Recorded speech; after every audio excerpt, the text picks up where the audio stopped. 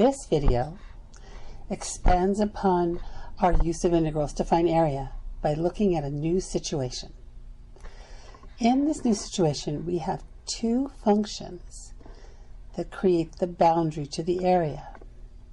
We are not looking at an area between a function and the x-axis, either below or above. We're looking at the area between these two functions. This yellow area, what I've shaded in, doesn't have an axis as a boundary. It has y equals 9 minus x squared as a top boundary, and y equals x squared minus 9 as a bottom boundary. And we go from x equals negative 3 to x equals positive 3. So this is a new challenge. Even if we just try to divide this into rectangles, it seems pretty clear that we would have a little difficulty estimating maybe a top area as being above the curve and a bottom area as being below. So we'd be a little extra here and a little bit missing here. It's a little bit more complicated than the other rectangles that we were looking at. So if we want to use rectangles, maybe we should think about dividing this up into two parts that are bounded by an x-axis. So the top part is 9 minus x squared on the x-axis.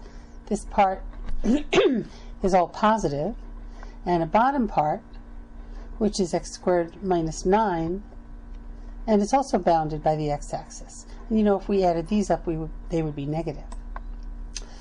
So let's start with 12 rectangles in each case. And we have the boundaries, the x boundaries are 3 and negative 3. So 3 minus negative 3 is 6. And of course I chose 12 so that this would be easy.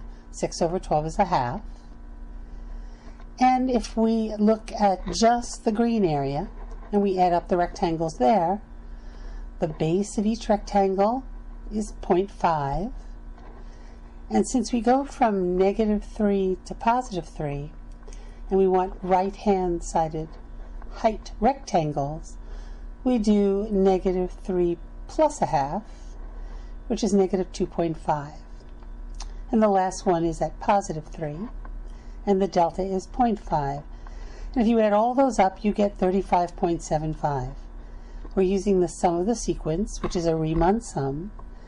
And this sequence of commands on the TI-83 calculator have very specific instructions, and those instructions are posted on your Google Classroom. All right, now let's do the other part. Again, we have delta x as a half, because we're doing the same thing. From negative 3 to positive 3, we're dividing the area up into 12 rectangles. But we're using this different function, x squared minus 9.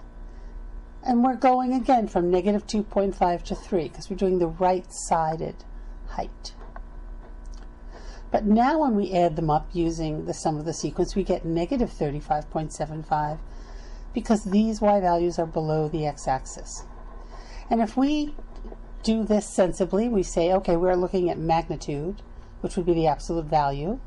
So this becomes positive 35.75, and we add them, we get an area estimate using rectangles of 71.5. Now, how would we do this using integrals?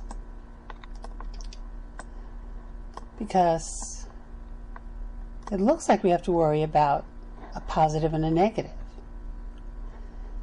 But what we should realize here is, using integrals, we can think of a rectangle,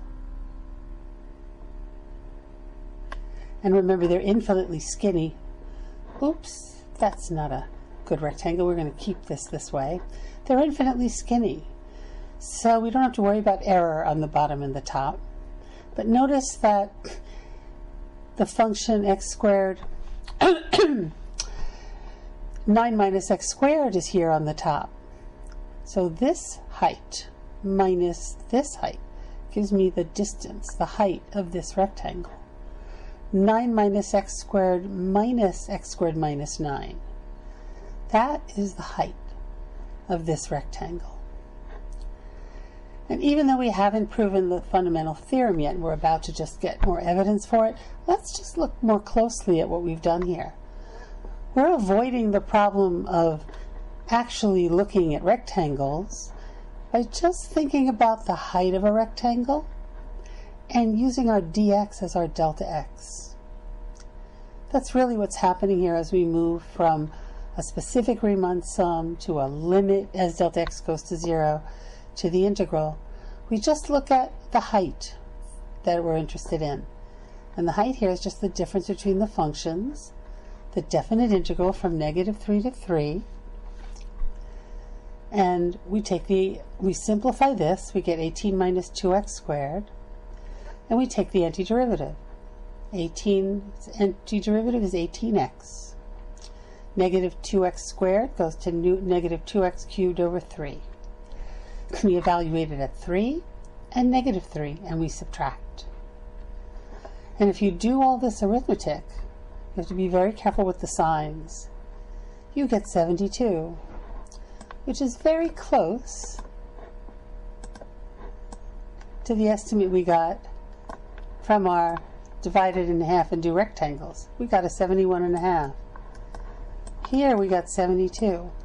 And we did something very new. We looked at the y value on the top minus the y value on the bottom, since that gives me the height of the rectangle. And I haven't had to worry about the width of the rectangle when we use the integral method.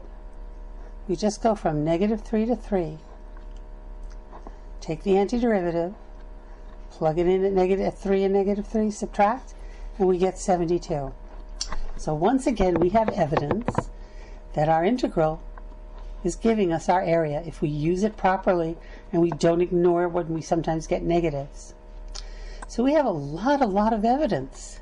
So why do we have to prove the fundamental theorem?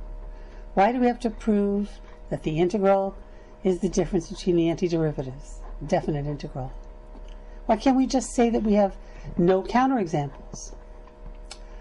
Well, you know, in mathematics, just because you can't find a counterexample doesn't mean a counterexample doesn't exist. We're going to have to prove the fundamental theorem. That's why every time we use it, and we use it before we've proved it, we have to point this out. We are going to have to prove it. Stay tuned.